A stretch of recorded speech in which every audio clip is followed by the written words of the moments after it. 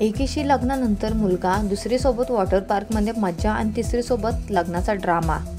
ही कुठल्याही सिनेमाची स्टोरी नसून उत्तर प्रदेशातील बस्ती इथल्या युवकाची कहाणी आहे.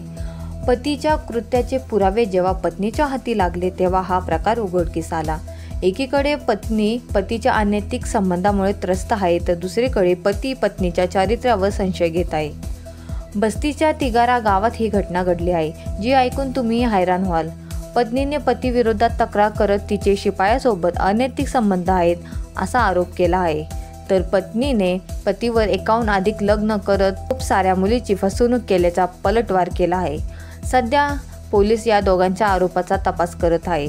धर्मेश नावाच्या युवकाने त्याची पत्नी आणि शिपाई वर्मा याच्या विरोधात पोलीस ठाण्यात तक्रार केली आहे. या दोघांमध्ये अनैतिक संबंध आहेत. शिपाई माझ्या पत्नीला बाईकवरून कुठेतरी घेऊन जात होता, तेव्हा मी रोखले तेव्हा शिपाईने धमकी दिल्याचा आरोप पतीने केला. त्याशिवाय शिपाईने मारहाण करून माझ्याकडील काही पैसे हिसकावले असा दावा पतीने केला. पतीने अनेक मुलींसोबत संबंध आहेत. त्याने 1-2 नव्हे तर 3 लग्न केली.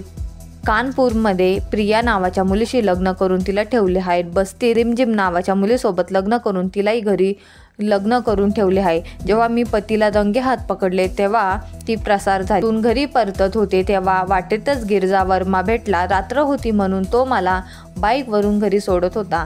तेव्हा रस्त्यात धर्मेशने 3-4 सहकार्यासोबत आम्हाला रोखले आणि मारहाण करायला लागला, असा आरोप पत्नीने पतीवर केला. दरम्यान या संपूर्ण प्रकरणाची चौकशी सुरू असून धर्मेश नावाच्या युवकाने पती आणि शिपाई यांच्या विरुद्ध तक्रार केली आहे. दुसरीकडे पत्नीनेही धर्मेश विरोधात पोलिसांना एक पत्र दिले आहे. दोघांच्या तक्रारीवरून पोलीस तपास सुरू केला आहे. तपासाच्या आधारे पुढील चौकशी करण्यात येईल अशी माहिती पोलीस देत आहेत. तर मित्रांनो, तुम्हाला ही न्यूज कशी वाटली तर आम्हाला नक्की सांगा. कमेंट्स करा, लाईक करा, सबस्क्राईब करा. थँक्यू.